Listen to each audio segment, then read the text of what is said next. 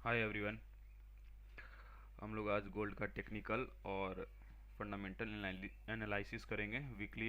इस वीक में क्या क्या हुआ और क्या क्या अगले वीक में होने वाला है। इट मीन्स मंडे से क्या क्या होने वाला है और अब तक पिछले मंडे से लास्ट फ्राइडे तक क्या क्या हुआ, इस बारे में जानेंगे, मैक्रो और टेक्निकल दोनों। तो सबसे पहले हम लोग टेक्निकल देख लेते हैं थोड़ा, एक्चुअल में चार्ट पे क्या क्या हुआ है।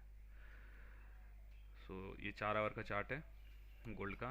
फर्स्टली ये मंडे को गैप अप, ये इस जगह से शार्प गैप अप ओपन हुआ, ठीक है। उसके बाद मार्केट इसको कैरी ऑन नहीं कर पाया और वापस से एक शार्प फॉल दिखाया है। इसको थोड़ा डीपली हम लोग कवर करेंगे क्यों ये शार्प फॉल हुआ, ठीक है। इसके अलावा और देखेंगे कि मार्केट पूरा सप्ताह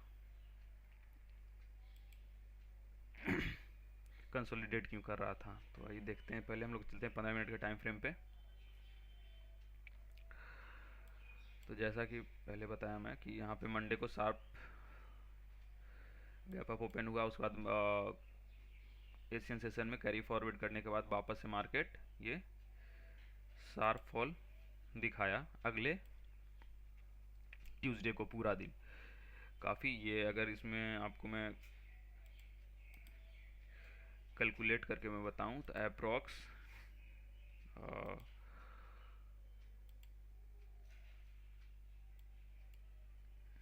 7% के आसपास एक दिन में मार्केट गिर गया था, जो कि काफ़ी बड़ा मूव होता है गोल्ड में। ये हुआ क्यों था? ये हुआ इसलिए था क्योंकि इक्विटी में जो भी मार्जिन ट्रेडर थे, आप लोगों ने पहले भी देखा होगा कि इक्विटी भी गिर रहा है, ठीक है, इक्विटी भी फॉल कर रहा है। तो इक्विटी में जितने भी मार्जिन ट्रेडर थे उनको मार्जिन की ज़रूरत पड़ी क्योंकि उनका इक्विटी का जो पोजीशन था वो फॉल हुआ। फॉल होने के कारण मार्जिन का क्यों ज़रूरत पड़ता है? मार्जिन इसलिए ज़रूरत पड़ता है कि कम पैसे में ज़्यादा बड़ा पोजीशन बनाते हैं, उसमें लीवरेज मिलता है, ठीक है। अगर आपका मान लीजिए 100 रुपया आप ट्रेड में पोजीशन के लिए लगा रहे हैं इक्विटी ट्रेड में, और आपका जो ट्रेड है वो एक्चुअल में जो चाह रहा है, वो चाह रहा है कि वो 500 रुपया उसको खुलने के लिए 500 रुपया का रिक्वायरमेंट है, ठीक है, और आपका 100 रुपया ही लग रहा है। इट मीन्स बाकी 400 जो है वो ब्रोकर दे रहा है आपके जगह पे। और ब्रोकर जब 400 रुपया दे रहा है तो वो चाहता है कि वापस से अगर मार्केट आपके पोजीशन आपके साइड में ना जाए, इट मीन्स वो फॉल गिरने लगे, तो वो बचाता है कि आप अपना मार्जिन बनाए रखें, आपका मार्जिन कट ना हो, ठीक है। जैसे कि 100 रुपया है तो वो 100 रुपया अगर ख़त्म हो जाएगा तो और आप ऐड पहले से करके रखें, वो अगर ऐड नहीं करेंगे तो वो आपका जो पोजीशन है वो कट हो सकता है, मेनली कट हो जाता है। तो वो मार्जिन में और अपना वो पोजीशन को बचाने के लिए और मार्जिन उसमें ऐड किया जाता है, ठीक है। तो उसी के कारण ये तेज शार्पफॉल देखने को मिला। अब गोल्ड से ही पैसा क्यों निकला? जस्ट बिकॉज ऑफ, जब भी एक आदमी पोर्टफोलियो या एक इंस्टीट्यूशन पोर्टफोलियो बनाता है तो उसमें अपना जो रिस्क है वो डाइवर्सिफाई करता है, कुछ इक्विटी में, कुछ सेफ हेवन में, ठीक है, और कुछ और जगह पे, ठीक है। तो जब पैसा जब इक्विटी का जब पोजीशन मार्जिन इक्विटी जो भी मार्जिन ट्रेड लिया था इक्विटी में, उसका जो पोजीशन गिरने लगा तो उसमें जो मार्जिन की वापस से ज़रूरत पड़ी, तो वो अपना पैसा जो सेफ हेवन में लगाया था वहाँ से निकाल के वापस से उस मार्जिन पोजीशन को मेंटेन करने के लिए वहाँ पैसा लगाया। इसी कारण से ये तेज़ फॉल हम लोग को शार्प फॉल देखने को मिला गोल्ड में। उसके बाद वापस से मार्केट पूरा दिन, ट्यूसडे के बाद वेंसडे, थर्सडे और फ्राइडे को वापस से मार्केट इस दो रेंज के बीच में कंसोलिडेट किया। और पिछले वीक का जो सीओटी डेटा था वो कंसोलिडेशन का उसके कारण कंसोलिडेट किया, जस्ट बिकॉज ऑफ उसमें इतना बड़ा कोई लॉन्ग पोजीशन में या शॉर्ट पोजीशन में बहुत बड़ा स्मार्ट मनी ऐड नहीं किया था अपना पोजीशन। जैसे कि जो कि सीओटी डेटा मैं आपको दिखाऊंगा मैं किस बारे में बात कर रहा हूँ, ठीक है। तो 4 आवर पे ये अभी तक का पूरा रहा है पिछले वीक का, ठीक है। इसी को हम लोग थोड़ा एनालाइज करते हैं फंडामेंटली। तो फंडामेंटली में अगर देखें, गोल्ड अभी भी न्यूट्रल है,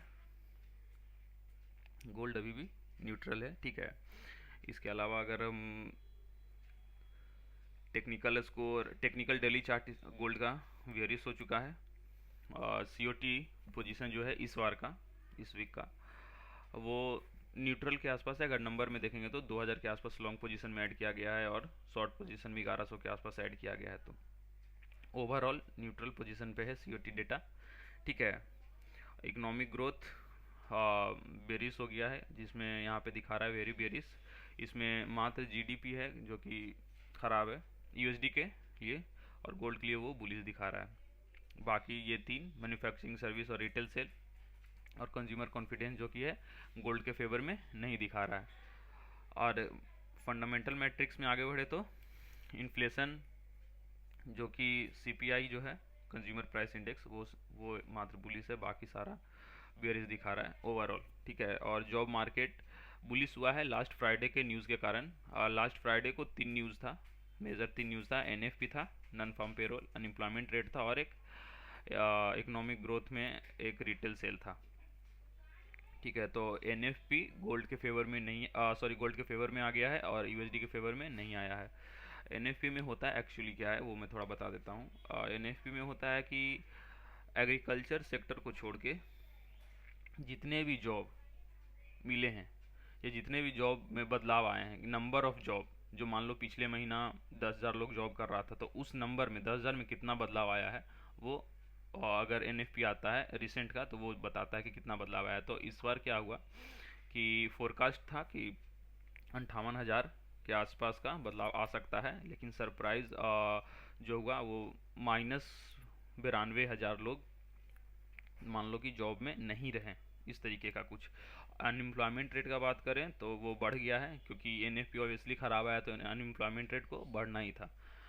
अनएम्प्लॉयमेंट रेट भी सेम चीज़ दर्शाता है, सेम इन द सेंस कितने लोग एम्प्लॉयड, कितने लोग अनएम्प्लॉयड हैं, ठीक है। उस अनएम्प्लॉयड इन द सेंस कितने लोगों को जॉब नहीं मिला है, कितने लोग खाली बैठे हैं, वो उस दर को दिखाता है अनएम्प्लॉयमेंट रेट। तो पहले था 4.30% था, वो बढ़ के 4.40% हो गया। तो जो बदलाव आया है 0.10% का 0.10% का अनएम्प्लॉयमेंट रेट में बदलाव आया है, जो कि गोल्ड के फेवर में आया है, ठीक है। वीकली जॉबलेस क्लेम और एडीपी एम्प्लॉयमेंट चेंज वो गोल्ड के फेवर में नहीं है। जॉल्ट्स जॉब ओपनिंग जो कि है गोल्ड के फेवर में, इन द सेंस कितने लोग इसमें नए लोग ऐड हो सकते हैं जॉब में, ठीक है। उसका जो डेटा है वो यहाँ दिखाता है, तो वो भी बहुत ज़्यादा नहीं है, वो भी गोल्ड के फेवर में है। इसके अलावा अगर हम लोग देखें फंडामेंटल स्कोर यहाँ पे -4 दिखा रहा है। सेंटीमेंट और सीओटी डेटा अभी 0 है। सेंटीमेंट हर दिन बदलता रहता है मार्केट का, ठीक है। लॉन्ग टर्म में सेंटीमेंट एक जैसा नहीं रहता है, अगर काफ़ी ज़्यादा बुलिश या बेयरिश नहीं हो तो। जैसे कि अभी न्यूट्रल है तो सेंटीमेंट में भी मंडे को ओपन हो या ट्यूसडे तक सेंटीमेंट बदल जाए, ठीक है, वो बुलिश हो जाए और बेरिश हो जाए। तो सेंटीमेंट हर दिन, मैक्सिमम टाइम यही होता है कि सेंटीमेंट हमेशा 24 घंटा 48 घंटे में चेंज होते रहता है, ठीक है। ओवरऑल अगर फंडामेंटल की बात करें तो गोल्ड इस वक्त न्यूट्रल है। इस मीटर में आपको दिख रहा होगा -3 है, -3 है, फिर भी गोल्ड न्यूट्रल क्यों है? अगर ये ऐसा कुछ क्वेश्चन आपके दिमाग में आ रहा है तो मैं बता देता हूँ कि न्यूट्रल का नंबर क्या होता है। इसमें इस मीटर में -4 से लेके +4 तक जो नंबर होता है वो न्यूट्रल का नंबर होता है। अगर +4 के ऊपर कुछ होता है तो बुलिश, उसके बाद फिर 8 के ऊपर होता है तो वेरी बुलिश होता है, 9, 9:30, 10 तक जाता है तो वेरी बुलिश में आता है। उसी तरीके से -4 से अगर नीचे जाता है नंबर, -5, -6, तो वो बियरिश में आ जाता है, ठीक है। और -9 से नीचे अगर जाता है, 8 से नीचे, तो वो वेरी बियरिश में आ जाता है। कोई भी ये मीटर का जो नंबर है किसी भी एसेट में अगर ये चीज़ दिखाता है -3 है, -4 है या +4 है, तो ये न्यूट्रल ही रहता है, ठीक है। क्या क्या इस बार हो सकता है, जो बदलाव हुआ है उसके कारण क्या क्या हो सकता है।